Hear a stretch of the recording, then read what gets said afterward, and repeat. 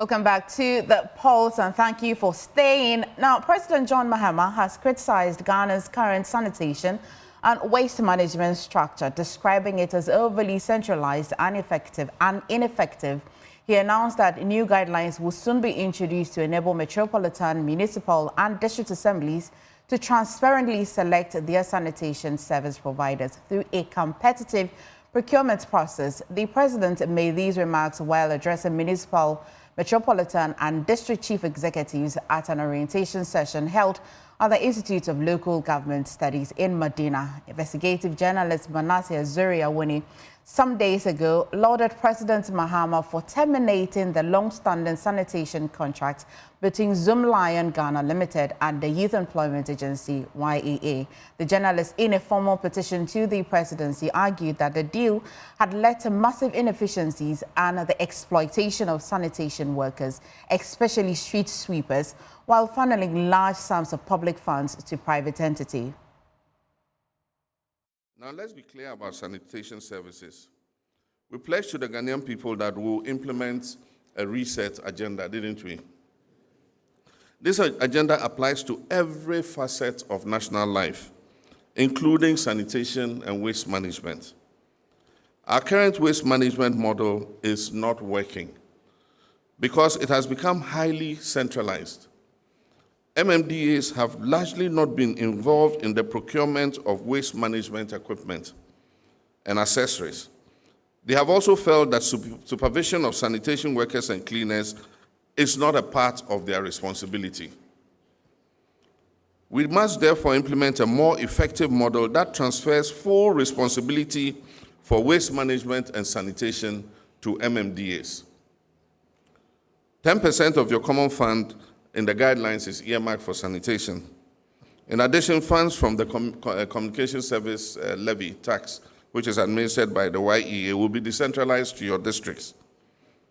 You will receive guidelines for transparently selecting your sanitation service providers through a competitive process.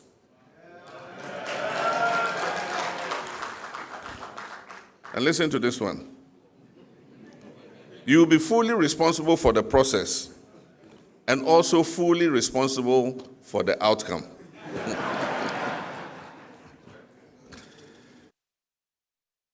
Now, President Mahama has also issued a directive to MMDCEs, giving them until July 15 to declare their assets. He warned that the Auditor General and the other anti-corruption agencies will be closely monitoring their dealings. We have taken steps to transfer the highest amount of funds in the history of the Fourth Republic to you from the District Assembly's Common Fund. As the Finance Minister told you, 80% of the District Assembly's Common Fund is coming directly to you.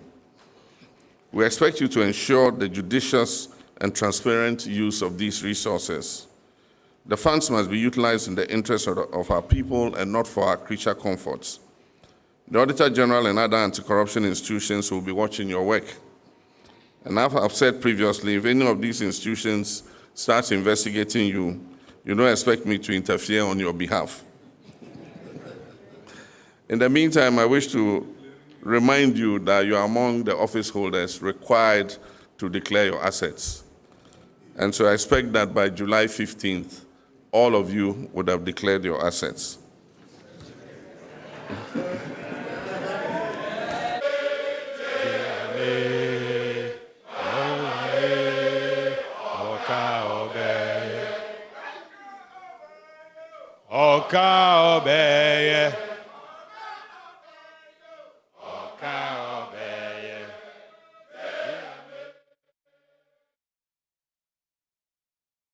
He told the new MMDCs they may be the last batch to be appointed.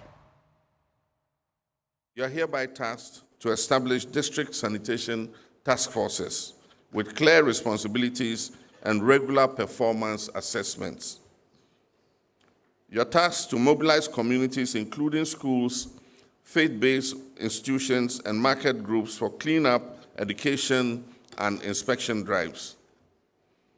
You are required to partner with the private sector for waste-to-energy projects and sustainable recycling value chains.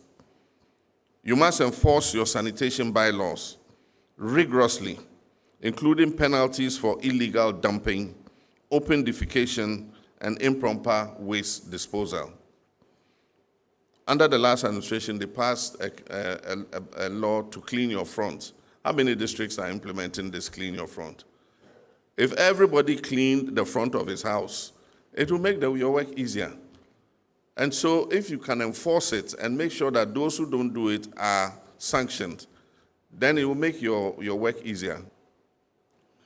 MMDCs, you may be the last batch of MMDCs appointed.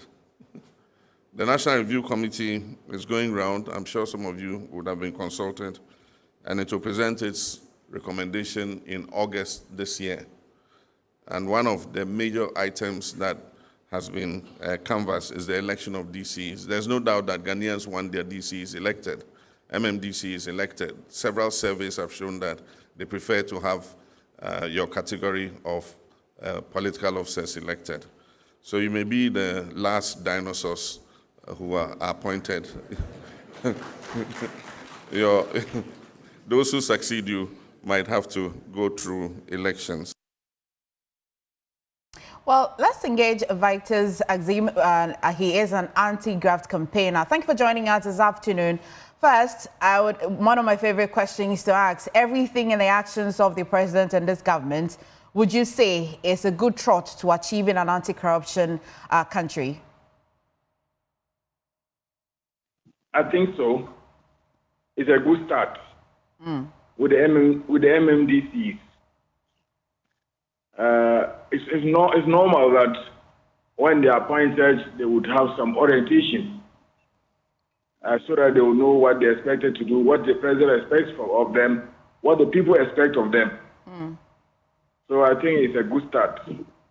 Well, let's get into what he says, that moving forward, there's going to be competitive MMDs, the assemblies, with the sanitation providers, they have to really compete for such contracts. What do you make of that? How can we even ensure that there is transparency in this competitive bidding? Well, the assemblymen and women have to do their work. I know in the past, some assemblymen and women have become contractors all of a sudden, and they tend to award contracts to themselves. But if there is serious oversight by the assemblies, both as an assembly but also as individuals in the assembly, they should be able to question some of the things if they are not being done properly. But that is not enough. The ordinary people in the constituency or the district need to also be alert and watch how contracts are awarded and how they are executed. If we all do that and not just sit aloof, then we should not blame the president for, let's say, shoddy work. Okay. I mean, for example, should an assemblyman bid for such a contract?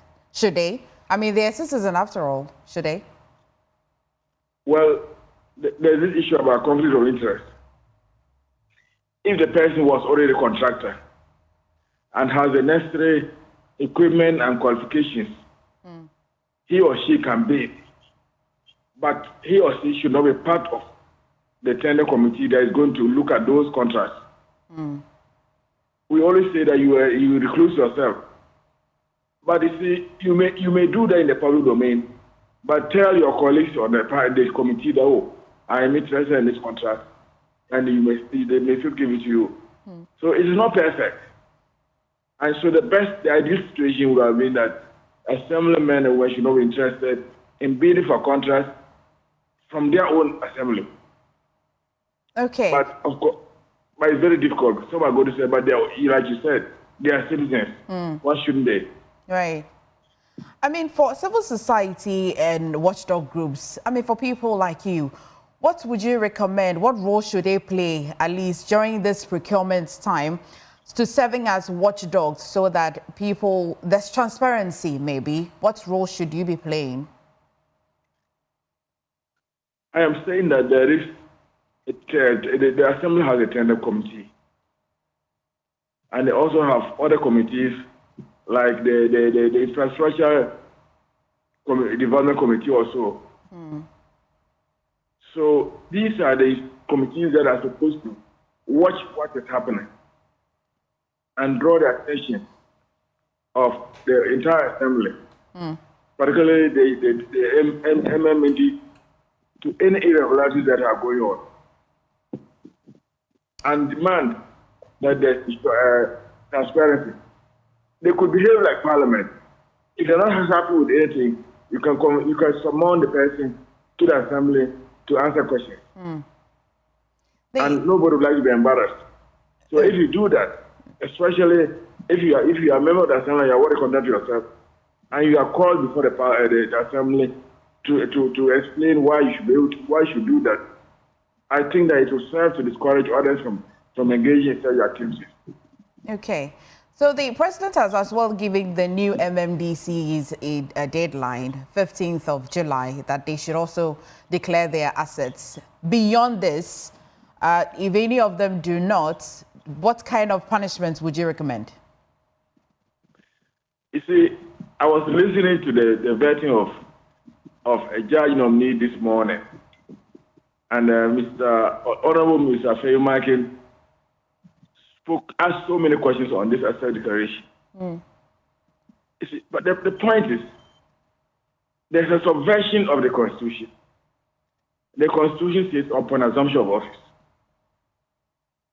But Parliament decided to pass a law that within 6 months upon assumption of office. And so the president has given a shorter period for a shorter deadline for them to declare their assets, which is a good thing, but it doesn't answer what the Constitution requires. Okay. But that's because we are not enforcing the law based on the Constitution. I have called on pro bono lawyers to take the matter to court and declare the Act 550 null and void. But nobody is willing to spend the time to do that. And so I heard the communication director at the presidency to say that until somebody takes the matter to court, the 6 months deadline is the law. Which means but that the law cannot, an act passed by Parliament cannot supersede the Constitution. Right. And even so, a requirement by the president, given a deadline, 15th of July, which means that by 16th, 17th, if they don't declare their assets, there's only so much one can do.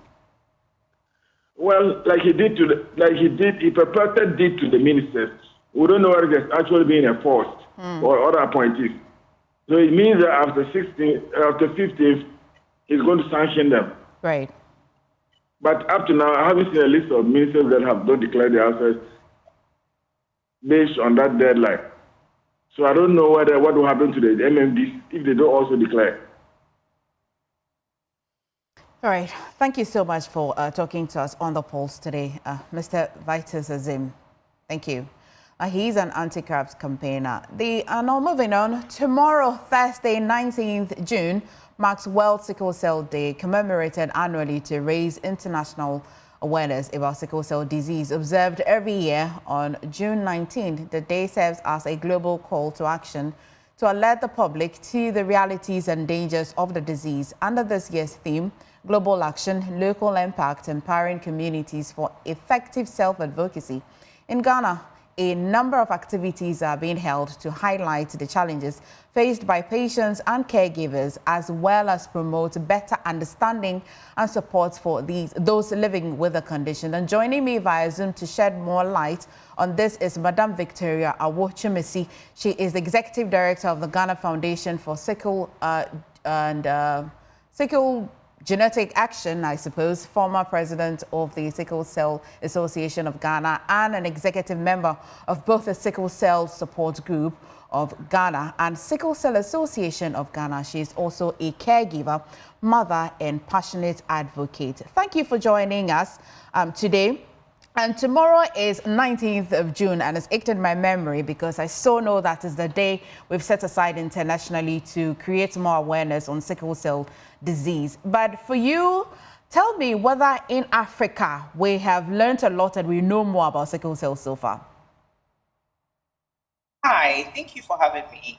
So, sickle cell, as it stands, is a illness that is genetically predisposed to people of African and also Middle Eastern descent.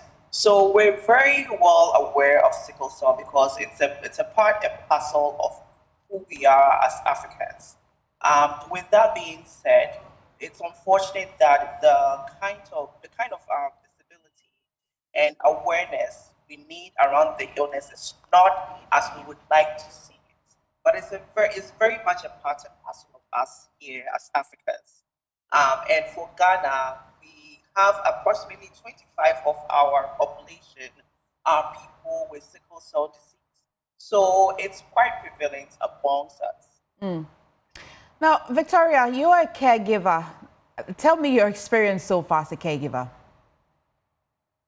Well, sickle cell disease, as it's known, is a lifelong progressive illness, and so right from birth, you end up, having to care for your child, loved one, family member with sickle cell disease. That means that within 6 months of their birth, they start experiencing symptoms, which is swelling of the hands and feet, which is called dactylitis.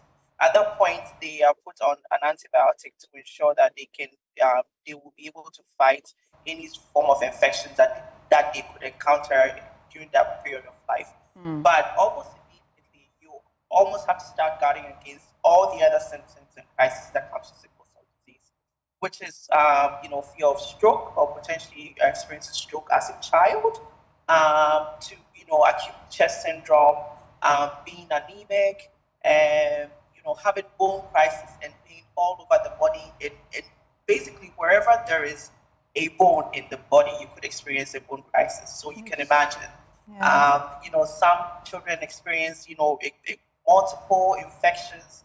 Any minor illness can be exacerbated because of the fact that the person has sickle cell disease. So right from the word go, you are on the alert. You have to educate yourself, but you also need to expect that any of these, you could encounter any of these crises and find a way to guard against them. Oh my goodness, Victoria. So for a caregiver, what's been the most challenging thing for you as a caregiver? The most challenging one?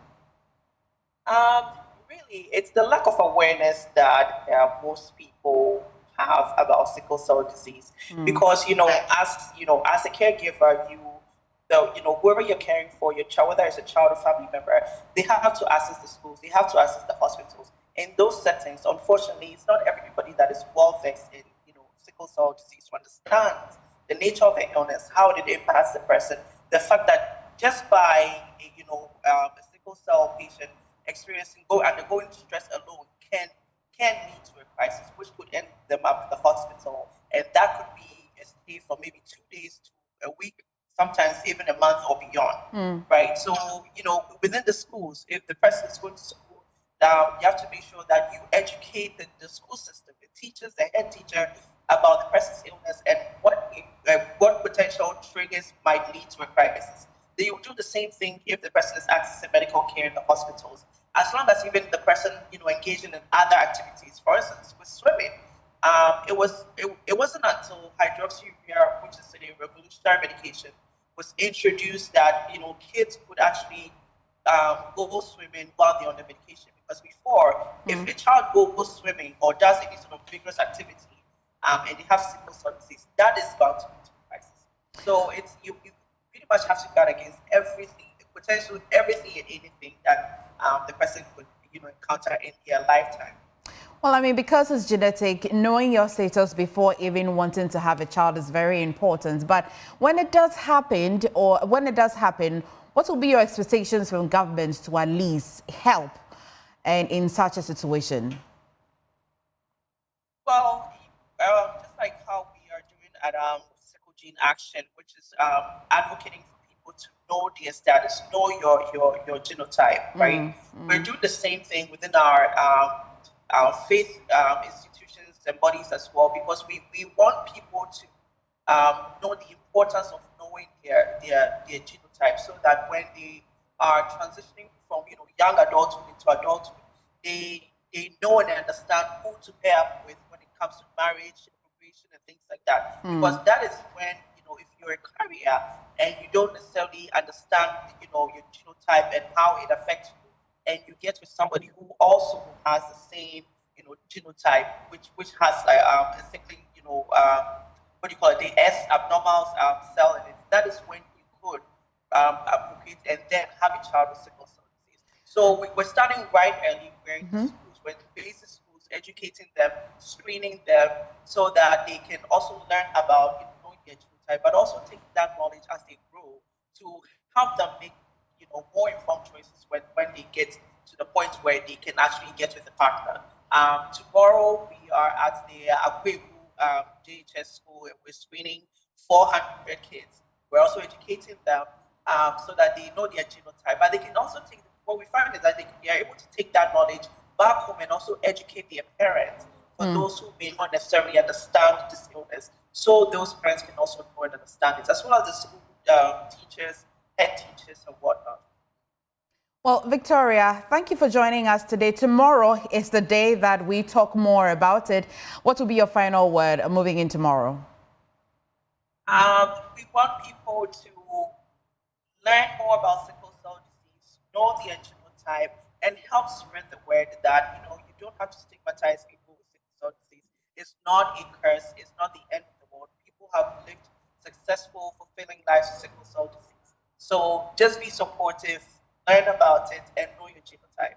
Thank you so much, Victoria Chimisi, for joining us today on The Pulse to create more awareness on sickle cell disease. Tomorrow, 19th day of June, is the day we discuss and talk more about sickle cell. Now, moving away from that, Ghana's ability to track disease outbreaks, conduct critical diagnosis and respond swiftly to public health emergencies is under threat following extensive damage to the National Public Health and Reference Laboratory in Accra. The facility, which plays a crucial role in tuberculosis testing and nationwide disease surveillance, was severely affected by a fire that broke out late Tuesday night. According to the Ghana National Fire Service, the blaze damaged several essential sections of the lab, including testing areas, storage rooms, and the account office. Collins Frempon has been on the scene and has come through with this report. According to the Ghana National Fire Service, the incident occurred around 10:30 p.m. yesterday on Tuesday night. The Ghana Fire Service was able to get here around 12 midnight, according to DCFO Daniela Mausi Into Sapon, who is the Chief Fire Officer for the Ghana National Fire Service. The information that we've picked from the ground, according to our assessments, is that about 5 different rooms housing the accounting office, a chemical laboratory, and also other stores were ravaged by the fire. And what we witnessed is that at the laboratory, most of the items have been damaged. The chemicals and also the computers and major important items have all been damaged, as well as the shops where we've seen that all the items in there, nothing can be picked from those rooms. Speaking to the DCFO, Daniela Mausi Into Sapon, who is the Chief Fire Officer, she provided an update on the situation on ground. Yes, when you came here, you see, we finished quenching all the fire. And there are pockets of fire, so we are trying to cool it down. We got here by exactly 12:15, 12:30 thereabouts. We were able to put the fire under control. And I learned is the Office of the Records and Public Health and Reference Lab. And we were able to contain their library, but for the accounts office, their stores, admin, and lab, it's totally down. It was close to the diabetic center. That place too, we were able to salvage, and there was no problem there. So with regards to the cause of the fire, she can't confirm what really caused the fire at this point, but investigations are underway to ascertain what really may have caused the fire. No, we have to investigate first. We can't make a hasty conclusion. We can't assume. For fire service, you don't assume. You make sure you say the right thing. So we'd have to give us time to finish the investigations and then get back to you. So far, going forward, what are we going to do here? I mean, what is the next step of action? Yes, the next step, we've asked that they should bring a tape so that we sell a tape around the place so that nobody goes around the area. It could collapse, so we advise that nobody goes around the area whilst our men try to work on it. The fire service faced number of challenges when they got here. One of the major challenges was the hydrants at the facility, which is far from them, and also the highly inflammable chemicals that are used in the chemical laboratory. Director General of Ghana Health Service, Professor Samuel Kaba Akroria, was also at the scene to assess the impact of the fire outbreak at the National Public Health and Reference Laboratory. And he reviewed that a number of measures have been put in place, including reallocation of the people in there. There are a lot of things that we are not able to quantify yet because some part of the archives have been burnt, and we just waiting to have a comprehensive report of the rest of the places so that we can take a decision. So going forward, right from here, they are supposed to work. We can't just leave them idle. What is the immediate solution? As I said, this is something the fire service is going to recommend. They will take care of that part, and I will take care of the Ghana Health Service component. That's the human resource and reallocation plans and all that. Once you have this situation, you move into the field with a plan to reallocate people. So we've already identified a place where the people will be sent to. The good news is there are no casualties. So we are extremely grateful that we don't have anyone who got himself burnt. The rest will be to relocate them. And we've created space over there to make sure that people get relocated and nobody should be harmed. Reporting for Joy News, Collins Frimpong. No way from